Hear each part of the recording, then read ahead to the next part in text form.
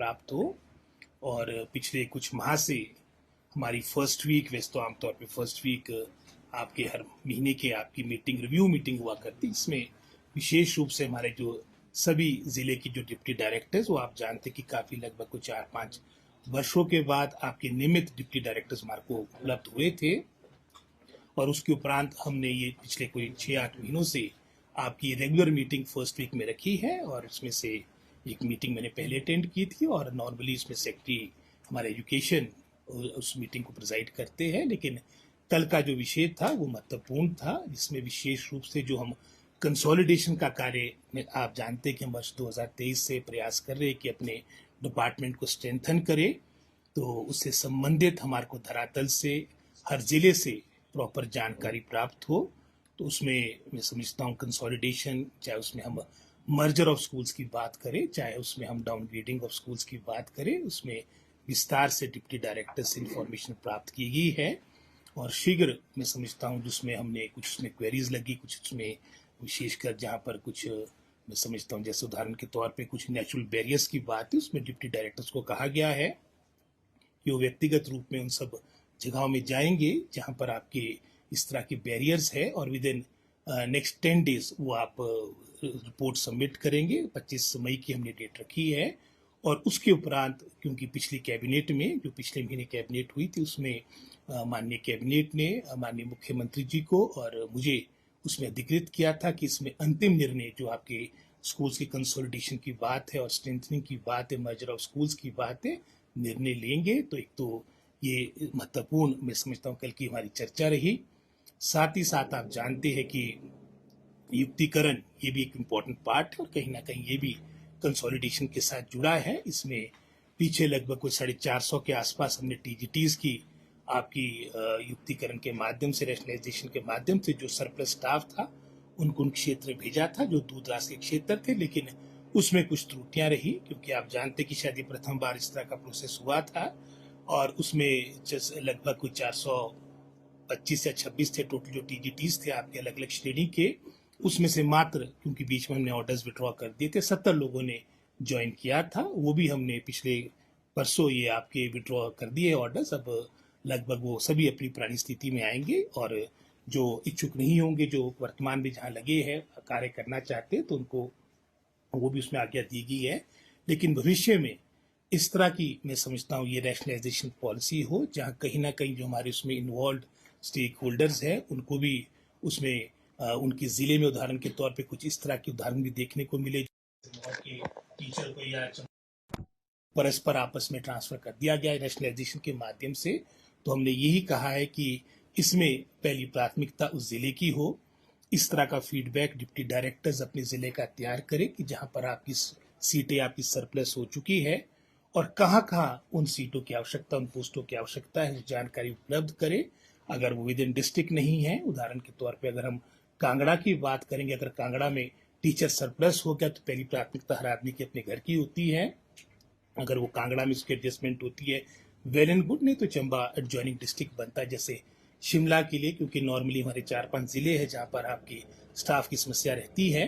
तो उसमें जैसे मैंने शिमला का उदाहरण दिया, तो बिलासपुर का जो हमारा टीचर सरप्लस हुआ है, अगर वो बिलासपुर में उसकी एडजस्टमेंट नहीं होती है तो उसको हम शिमला में उसको एडजस्ट कर सकते हैं, सोलन सिरमौर में कर सकते हैं। तो इस तरह का हमने एक प्रपोजल डिप्टी डायरेक्टर को बनाने को दिया है। ये तो खैर नेक्स्ट मंथ में जो हमारी मीटिंग होगी आपकी एजुकेशन डिपार्टमेंट की, इस तरह की जो रिव्यू मीटिंग हमारी फर्स्ट वीक में होती है, इस दफ़ा तो खैर आपकी ये 14 को हुई है। तो उसमें प्रॉपर जानकारी के साथ ये यहाँ पर डायरेक्टरेट आएंगे। लेकिन वर्तमान में कंसोलिडेशन हमारे मैं समझता हूँ विभाग की पहली प्राथमिकता है, और इसके बारे में शीघ्र मैं समझता हूँ, जैसे मैंने कहा कि 25 मई तक ये आपकी पूरी रिपोर्ट ये हमारे स्तर तक पहुंच जाएगी, और उसके उपरांत हम ये रिपोर्ट माननीय मुख्यमंत्री से चर्चा करके हम आगामी कार्रवाई करेंगे। सर, प्रदेश में जीरो एनरोलमेंट स्कूल कितने हैं अभी जो आप मर्जर के प्रोसेस में? लगभग ये मैं कह सकता हूँ, बाकी तो डाटा अभी कंपाइल होना है, लेकिन 100 के आसपास ऐसे स्कूल्स होंगे जहाँ पर आपकी जीरो एनरोलमेंट है।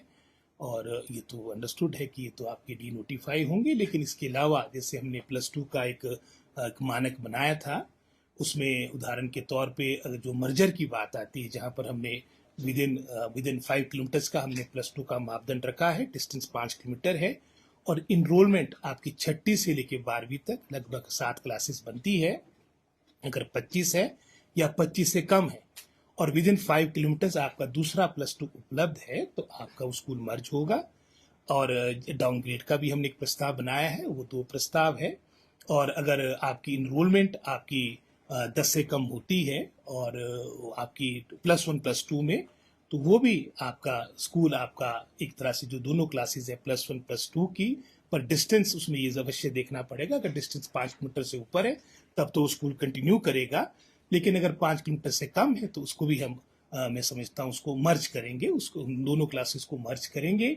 और जहाँ तो 5 से कम की आपकी संख्या बनती है +1 +2 में, उसमें हम डिस्टेंस नहीं देख रहे हैं, उस स्कूल को हम डाउनग्रेड करें। और इसी तरह के मानक हमने हाई स्कूल के लिए बनाए हैं।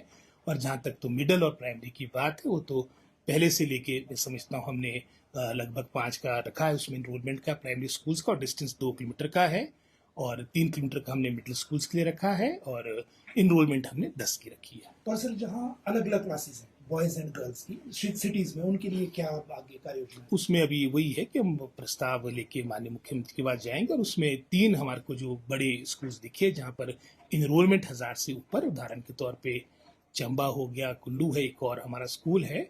उसके अलावा जितने भी हमारे स्कूल्स होंगे उनको, जहाँ एक स्कूल आपका हाई स्कूल के रूप में कार्य करेगा और दूसरा स्कूल आपका सीनियर सेकेंडरी स्कूल के रूप में कार्य करेगा, ताकि सारी पोस्टें, उदाहरण के तौर पे कई ऐसे आपके स्कूल्स है, उदाहरण के तौर पर पीछे में आनी गया था, वहाँ पर जो हमारा गर्ल्स सेक्शन है वहाँ पर आपके साइंस टीचर्स नहीं थे, बॉयज़ में आपके साइंस टीचर्स थे। आपकी कॉमर्स स्ट्रीम, आपकी साइंस स्ट्रीम, आपकी आर्ट स्ट्रीम तो लगभग चलो सब जगह है, लेकिन ये 2 महत्वपूर्ण स्ट्रीम्स है जहाँ पर आपकी स्टाफ उपलब्ध नहीं होता और इनरोलमेंट भी मैं समझता हूँ घटी है, ओवरऑल घटी है।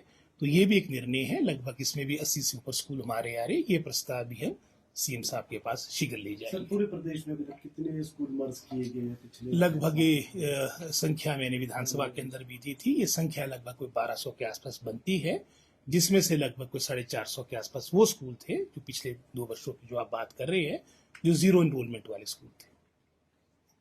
सर ट्रांसफर को लेकर के बड़ा मुद्दा रहता है हमेशा। बीच में आपने देखा कि बहुत बल्क में जो है वो ट्रांसफर्स के लेकर के जो नोट्स आए हैं, ट्रांसफर पॉलिसी की बात होती है, सिरे नहीं चढ़ पाई है, तो इसको लेकर के आगे बढ़ेंगे नहीं बढ़ेंगे? हमेशा टीचर्स जो है वो आपके दफ्तर में भी आते हैं और मिनिस्टर के दफ्तर में भी आते हैं, ट्रांसफर करवा दो, तो इसको लेकर के क्या प्रोसेस? नहीं, शिक्षा विभाग की तो कुछ और स्थिति रहती है, बाकी विभागों में टोटल उतने एम्प्लॉयज नहीं, इतने शिक्षा विभाग में एम्प्लॉयज है, लेकिन व्यक्तिगत रूप से मैं कई दफा आपके माध्यम से इस बात को कह चुका हूँ कि मैं तो पक्षधर हूँ, आपकी ट्रांसफर पॉलिसी होनी चाहिए और अधिकतर स्टेट्स ने इसको अडॉप्ट कर दिया है। लेकिन मैं समझता हूँ हिमाचल में हो सकता है कुछ इसमें समय लगेगा, लेकिन अल्टीमेटली हमारे को उसको अडॉप्ट करना पड़ेगा। पिछले वर्ष हमने एक निर्णय लिया था कि वर्ष में सिर्फ एक दफ़ा ट्रांसफ़र होगी एकेडमिक सेशन के प्रारंभ होने के पहले, लेकिन मैं समझता हूँ कि ये अभी वर्तमान में स्थिति चली है और शीघ्र इस हफ्ते के अंदर तो मैं समझता हूँ जितने भी हमारे प्रस्ताव आए इसको सारा वर्कआउट करके आपकी ट्रांसफर्स बंद की जाएगी और सारा जो फोकस शिक्षा विभाग का होगा वो अपनी एकेडमिक एक्टिविटीज़ पे होगा। प्राथमिक शिक्षकों का आज 20वां दिन है, उनके साथ कुछ वार्ता का बना? तो हम तो स्वागत ही करते हैं, वार्ता के लिए हमने कभी रोका नहीं और हम तो डे 1 से चाह रहे कि वो आए, अपनी बैठ के सारी बातों को सुलझाने का हमें प्रयास करना चाहिए, उसके लिए they are always welcome. Sir एक हाईकोर्ट का ऑर्डर आया है उसको लेकर, जो सस्पेंड हुए हैं टीचर की, एक बार सरकार को सहानुभूतिपूर्वक जो है विचार करना चाहिए, जो सस्पेंशन हुई है, क्या इसको लेकर के विचार करेगी सरकार? तो हमारी तो पूरी सहानुभूति है। जो बोर्ड परीक्षाओं के परिणाम है जी इस बार बहुत देरी हो गई है, कोई वजह बताइए बोर्ड ने कि आखिर क्यों ऐसा हो? ऐसा तो कोई वजह नहीं बताई है, लेकिन जैसा मुझे बताया गया कि ये रिजल्ट शायद आज आपके डिक्लेयर होने वाले हैं। नहीं, देरी का कोई कारण मैं पता करके आपको बताता हूँ। सर कॉलेज में युक्तिकरण का प्रोसेस जी। क्या है? स्कूलों की बात तो हो गई, अभी स्कूलों से हमारे को सफलता मिल जाए तो उसका भी अवश्य आपको बताएंगे। अभी यहाँ सफलता मिल जाए जो पहली मैं समझता हूँ हमारे सामने चुनौती है। 5 किलोमीटर का वो रहेगा कि वहाँ की ट्राइबल के लिए अलग से हम जो आपके लाहौल स्पीति और ट्राइबल, जैसे हमने 25 का मानक आपका +2 का रखा था, लेकिन ट्राइबल में इसको हमने फर्दर लिबरल यानी 15 का मानक रखा है, यानी 6ठी से लेकर 12वीं तक 15 बच्चे भी आपके ट्राइबल एरिया में होंगे, स्कूल चलेंगे। लेकिन अंतिम, क्योंकि ट्राइबल क्षेत्र की अपनी विशेष परिस्थितियां होती है, वहाँ के ऑनरेबल एमएलए से भी इस बारे में हमारे जो मिनिस्टर है उनसे भी चर्चा करके अंतिम निर्णय लिया जाए।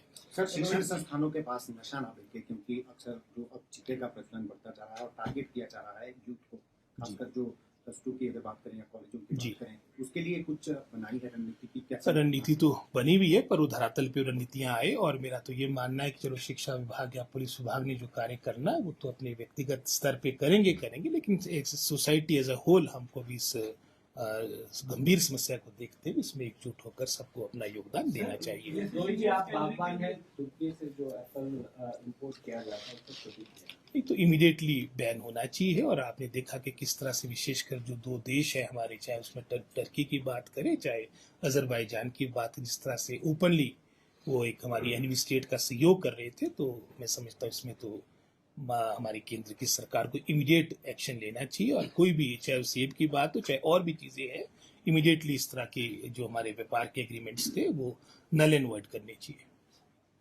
सीनियर हाँ जी। सेकेंडरी के लिए जैसे 25 का क्राइटेरिया रखा है, जी, अगर इसमें आर्ट्स में 20+ या 25 हो जाते हैं और जो अदर स्ट्रीम है साइंस को इकट्ठा अगर कंसोलिडेटेड। उसमें 2 या 3 बच्चे होते हैं तो वो भी चलेंगे? तो साइंस का नॉर्मली जो स्कूल्स है इनमें साइंस है नहीं, जो ये 25 वाले वो हमने देखा है, इसमें अधिकतर आपके 99.9% आर्ट्स वाले स्कूल है। सर कांगड़ा टीचर्स दौर भर्ती को लेकर सर क्या किसके लिए? टीचर्स भर्ती को लेकर सर क्या प्रोसेस है? क्योंकि टीचर्स भर्ती काफ़ी हद तक हमने की भी है, और अब कुछ जो हमारी मैं समझता हूँ वर्तमान में जो लंबित पड़ी है वो चयन आयोग की 3101 पोस्टें हैं, जहां कमीशन के द्वारा हमने 700 से अधिक आपके पीजीटीज को अपॉइंटमेंट दी, जो मैं समझता हूँ 2-2.5 वर्षों में लगभग 700 के आसपास का आंकड़ा बनता है। और पिछली सरकार के द्वारा कमीशन के द्वारा कुछ तो आपकी अपॉइंटमेंट्स आपकी प्रमोशन के द्वारा होती है, 50-50% का जो रेशियो होता है, लेकिन जो अपॉइंटमेंट्स पिछली सरकार के कार्यकाल में कमीशन के थ्रू हुई है वो 511 हुई है। हमने 700 पीजीटी अपॉइंट किए हैं, साथ ही साथ एपीएस की भी लगभग 484 पोस्टें हमने फिलअप की है। प्रिंसिपल आपकी चाहे कॉलेज कैडर की बात हो, लगभग 19 पोस्टें हमने आपकी कमीशन के द्वारा फिलअप की, और 100 से अधिक आपकी प्रमोशन के द्वारा आपकी फिलअप हुई है। लगभग कोई 3800 के आसपास हमारे बैच वाइज आपकी इसमें जीबीटी आपकी टीजीटी सीएनवी टीचर्स को अपॉइंटमेंट मिली है। और इसके अलावा जो 3101 पोस्टें हैं वो हमारी मैं समझता हूँ कि जैसे मैंने पहले कहा चयन आयोग में लंबित है, इसको हम परस्यू करें, और विशेषकर जो टीजीटी मेडिकल और नॉन मेडिकल की पोस्टें हैं उसका प्रथम चरण में उनकी मैं समझता हूँ उनका चयन का प्रोसेस प्रारंभ हो। ये बात हमारी चयन आयोग के जो अध्यक्ष है उनसे भी बात हुई है, इसके लिए प्रयास किया जा रहा है। लेकिन साथ ही साथ जो आपने ये अपॉइंटमेंट्स की बात की, आज सबसे महत्वपूर्ण विषय जो हम सबके समक्ष है कि जो पीटीआर रेशियो है, यानी पीपल टीचर रेशियो, पूरे भारत में आपका जो हिमाचल का पीटीआर रेशियो है वन ऑफ द बेस्ट है, 1:12 है, यानी आपका एक टीचर 12 बच्चे हैं। लेकिन उसको रैशनलाइज करने की आवश्यकता है। उदाहरण के तौर पे लाहौल स्पीति कहने को तुम्हारा ट्राइबल एरिया, लेकिन बच्चे वहाँ मात्र 2000 के आसपास है, और टीचर्स की संख्या लगभग 700 से अधिक बनती है, 1:3 का आपका रेशियो है। तो आवश्यकता है कि हम जो सरप्लस स्टाफ चाहे कहीं पर भी है, चाहे वो हमीरपुर की बात है चाहे लाहौल स्पीति की बात है, हंसा का उदाहरण आपके सामने था, 3 टीचर थे, 3 बच्चे थे, 8 टीचर थे। इस तरह के कई उदाहरण आपको देखने को मिलेंगे। इसका संतुलन लाना बहुत आवश्यक है, नई रिक्रूटमेंट भी हो, लेकिन जो वर्तमान में हमारे पास अवेलेबल स्टाफ है उसका सदुपयोग हो, इस सोच के साथ भी विभाग कार्य कर रहा है। जो भी बच्चे पढ़ने जाते हैं 10+2, तो बेसिकली एजुकेशन तो ठीक है, नशा और ये सब चीज़ें स्कूलों तक पहुंच रही है। Can we have some plan, awareness plan, so that we can manage और we can give a planning to students so that they can only. इस स्तर पे भी विभाग अपना कार्य कर रहा है, और साथ एक प्रभाव का हमारा जो कार्यक्रम था परस्पर सहयोग के साथ उसमें कार्य किया जा रहा है। लेकिन जैसे मैंने पहले कहा, एज अ होल इसमें सोसाइटी को आगे आना होगा, और तभी इसके मैं समझता हूँ जिस तरह के परिणाम हम चाह रहे हैं वो उपलब्ध हो पाएंगे। हमसे जुड़े रहने के लिए हमारे YouTube चैनल को सब्सक्राइब करें और नई वीडियो की नोटिफिकेशन के लिए बेल आइकॉन को दबाएं। अगर आप ये वीडियो Facebook पर देख रहे हैं तो लाइक जरूर करें और ज्यादा से ज्यादा शेयर करें। इसी तरह के और भी अपडेट्स के लिए फॉलो करें हमारा Instagram पेज himachal.k3।